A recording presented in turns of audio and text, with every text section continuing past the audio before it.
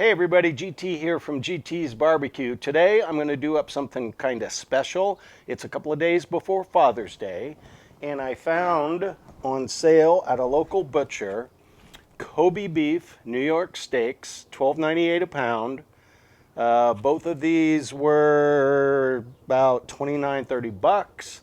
I've never had Kobe beef before, but my understanding is it's the same quality of Wagyu beef. So I'm anxious to get these done. What I'm going to do is, this is something I've always wanted to do. I'm going to reverse sear these on my Blackstone, believe it or not. So stay tuned. We'll get back inside. We'll get these things seasoned up. We'll see you here in a bit.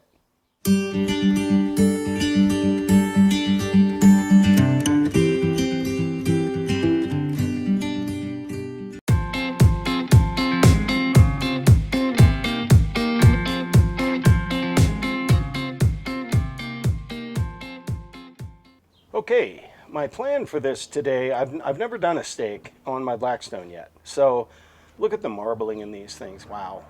I might do a little trim here and there, but I'm anxious to see how these things turn out. I'm just going to use some SPG on these. I'm not going to go heavy with rub because I want to experience the flavor that these things have. So what I'm going to do is cook these on a medium heat until they hit an internal temp of about 120 degrees. I'm going to wrap them, take them inside, let them rest.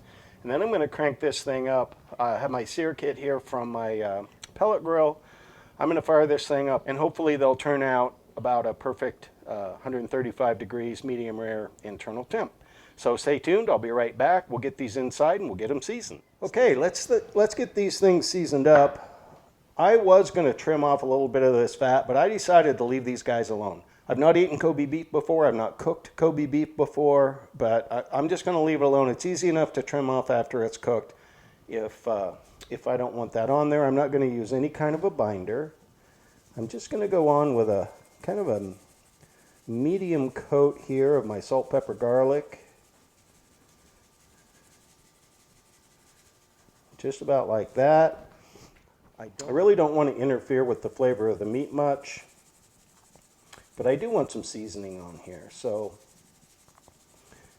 I'm just going to do a light coat, probably about like that. Get it pressed in, get them turned over, and same on the other side.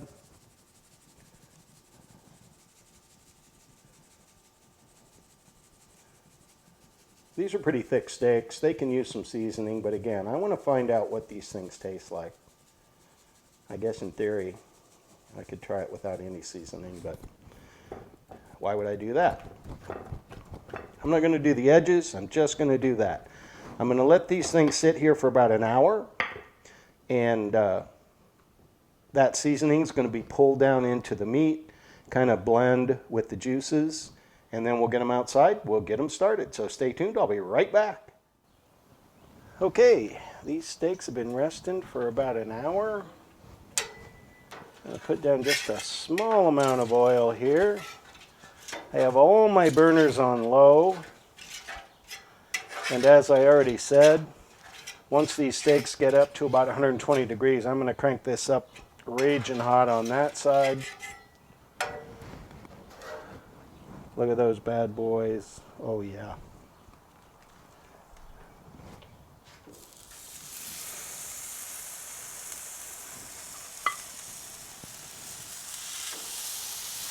Okay, we'll let these go for a little bit, then I'll give them a flip, and then we'll just keep checking the temp as we go. So stay tuned, I'll be right back.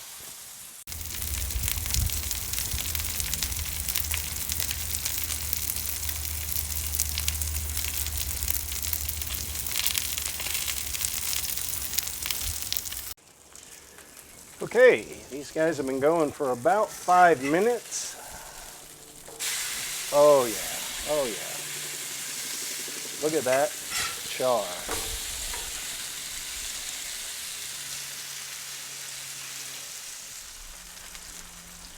We're looking at about 113 on that one.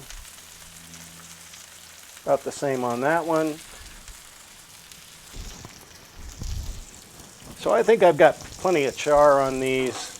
think I'm going to call an audible, pull these off, get them wrapped up in foil, take them inside, let them rest for a little bit while I get the sear kit fired up, and we'll get to searing them. Stay tuned, I'll be right back. Okay, I've had this on about 10 minutes on high, and we're looking at about 377 degrees on the tops of the sear kit. So I'm going to call that good. We're going to go ahead and get these steaks on here, like so.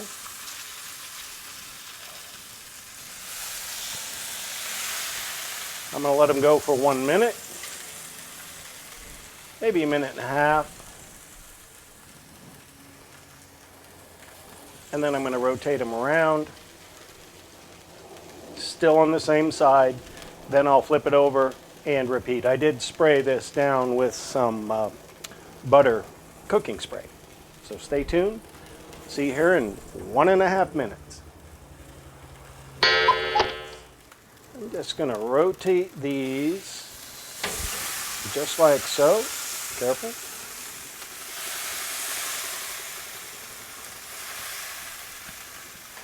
And another 90 seconds.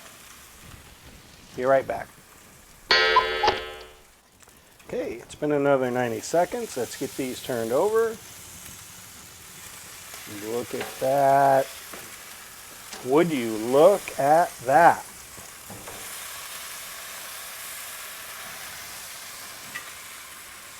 Another 90 seconds. And the last rotation.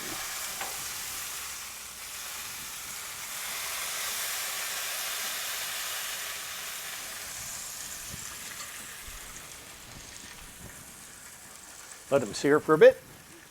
Do a temp check. We'll get them inside, let them rest. Stay tuned. Okay, let's take a look at these guys. We're right at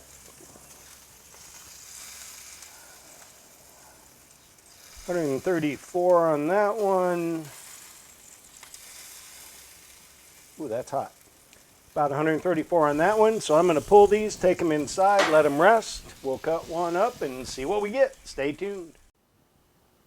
Okay, these guys have rested for about 10 minutes, loosely covered with foil.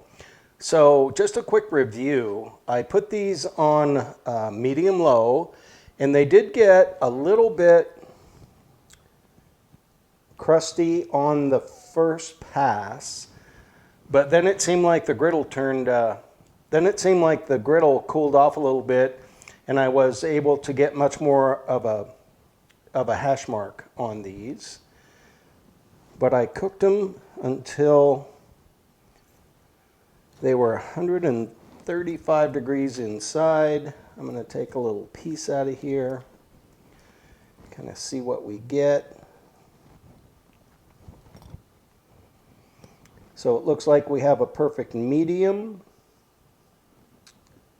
And I'm kind of glad I left the fat on, because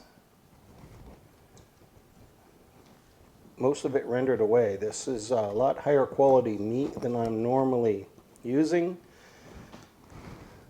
Take a peek at that. Looks delicious. It smells good. It cuts good. Take a little bite-a-roo. Oh wow, can you see that?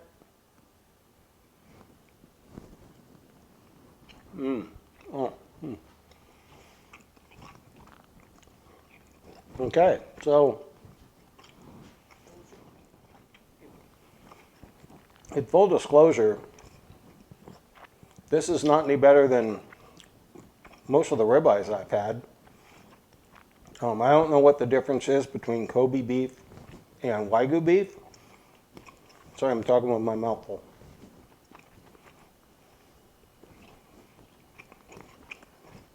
It's a little bit chewy, not as melt in your mouth as I was expecting. The flavor is awesome.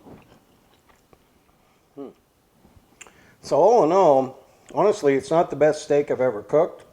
I was happy with the sear marks that the sear kit gave it. But yeah, I don't know. It's got great color. So it's the first time I've ever tried Kobe beef. It's also the first time I've ever tried a steak on the griddle. I wanted to see what would happen. And yeah, sear marks are okay. The temp on the actual sear kit got up to about 400 degrees. And it cooked okay, but yeah. I'm not going to give this the raving review that I thought I might. But it's good. Can't go wrong with steak. It's a good one. I'll leave it at that. Thanks so much for watching. Stay safe as always. If you're so inclined, please like and subscribe. And we'll see you next time.